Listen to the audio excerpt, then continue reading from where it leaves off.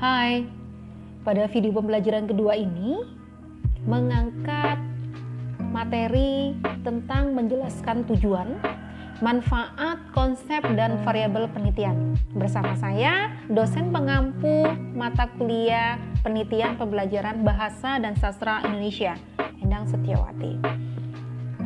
Tujuan penelitian. Tujuan penelitian merupakan rumusan kalimat yang menunjukkan adanya hasil, sesuatu yang diperoleh setelah penelitian selesai, sesuatu yang akan dicapai atau dituju dalam sebuah penelitian. Tujuan penelitian dijabarkan biasanya menggunakan kata-kata kerja pembuka antara lain menemukan, menjelaskan, menganalisis, menguraikan, menilai, menguji, membandingkan, menemukan hubungan antara, memperoleh data atau pengetahuan atau keterangan tentang peneliti. Masuk pada manfaat penelitian. Manfaat penelitian merupakan dampak dari pencapaiannya tujuan. Seandainya dalam penelitian tujuan dapat tercapai dan rumusan masalah dapat dipecahkan secara tepat dan akurat, maka apa manfaatnya secara praktis maupun secara teoritis? Manfaat hasil penelitian terhubung dengan saran-saran yang diajukan setelah kesimpulan. Yang pertama yaitu menambah wawasan dan kemampuan berpikir mengenai penerapan teori yang telah didapat dari mata kuliah yang telah diterima ke dalam penelitian yang sebenarnya. Yang kedua, hasil penelitian dapat digunakan untuk menggambarkan sistem penilaian pelayanan yang berjalan saat ini di perguruan tinggi. Tiga, hasil penelitian dapat dijadikan sebagai sarana diagnosis dalam mencari sebab masalah atau kegagalan yang terjadi di dalam sistem penilaian pelayanan yang sedang berjalan. Terakhir, hasil penelitian dapat dijadikan sebagai sarana untuk menyusun strategi pengembangan sistem penilaian pelayanan yang berjalan. Kemudian kita masuk pada pengertian variabel. Variabel merupakan suatu objek penelitian yang dapat mempengaruhi hasil akhir penelitian. Dengan adanya objek penelitian, maka Anda akan lebih mudah dalam mengidentifikasi setiap permasalahan di dalamnya. Dalam sebuah penelitian, terdapat beberapa jenis variabel yang tersusun atas berbagai komponen seperti faktor, atribut, dan perlakuan yang akan diambil berdasarkan kajian penelitian. Jenis-jenis variabel. Berdasarkan sifat, ada beberapa macam. Yang pertama yaitu variabel dinamis. Variabel dinamis merupakan jenis variabel yang dapat berubah-ubah karakteristik dan keadaannya. Sehingga sangat memungkinkan bahwa variabel tersebut dapat dimanipulasi untuk memperoleh tujuan-tujuan tertentu. Adapun contoh dari variabel dinamis seperti kinerja pegawai, prestasi belajar, dan lain sebagainya. Yang kedua yaitu variabel statis. Variabel statis adalah kebalikan dari variabel dinamis. Jenis ini cenderung memiliki nilai yang tetap dan tidak akan berubah lagi. Contoh dari variabel ini adalah agama, jenis kelamin, tempat tinggal, dan lain-lain. Yang kedua, berdasarkan hubungan antar variabel. Dibagi di beberapa hal. Yang pertama yaitu variabel bebas. Variabel bebas merupakan jenis yang dipercaya dapat memberi pengaruh terhadap variabel terikat. Jenis ini merupakan variabel yang dapat dimanipulasi demi melihat nilai yang dimilikannya dan berubah atau tidak. Dengan demikian, bisa disimpulkan bahwa variabel ini perubahannya tidak ditentukan oleh variabel lain. Yang kedua, yaitu variabel terikat.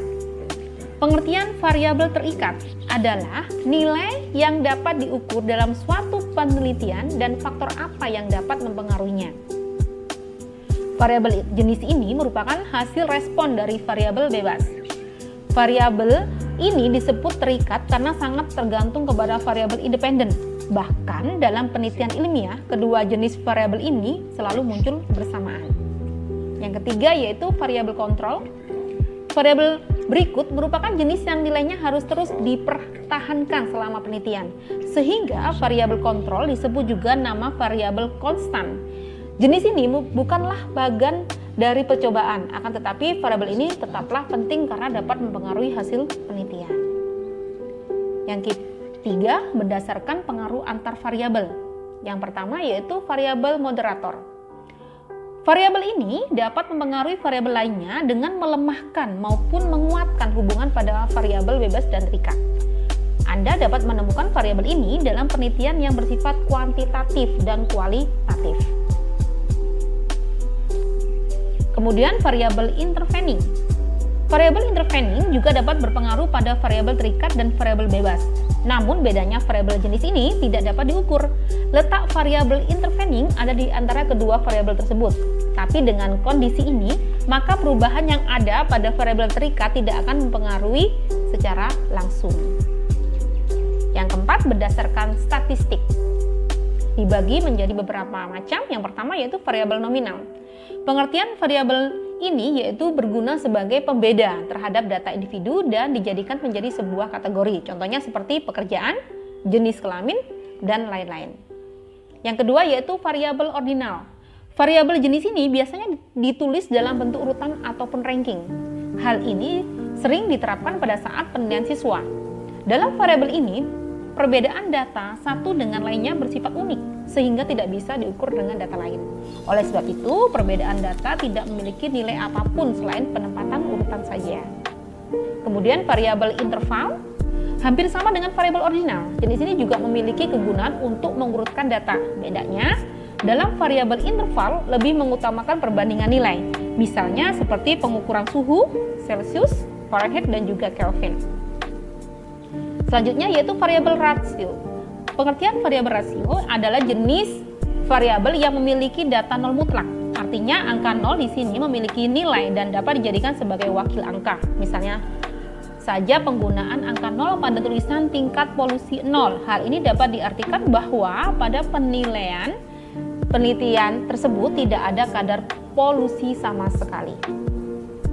Masuk pada manfaat variabel penelitian.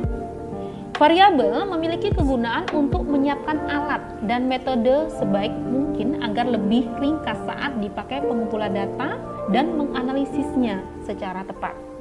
Selain itu, variabel juga berperan penting saat dilakukannya hipotesis yang akan menjadi dasar penelitian. Adapun ciri-ciri yang harus diperhatikan pada setiap variabel agar bisa memperoleh hasil penelitian yang baik. Variabel bisa didapatkan melalui pengukuran, kemudian variabel yang baik haruslah teridentifikasi dan terdefinisikan secara jelas. Dengan demikian, para peneliti dapat mencegah kesalahan saat pengumpulan data. Oke, itulah materi pembelajaran kedua yang bisa saya sampaikan. Terima kasih telah mengikuti pembelajaran kedua ini. Kita jumpa pada pembelajaran ketiga. Bye-bye.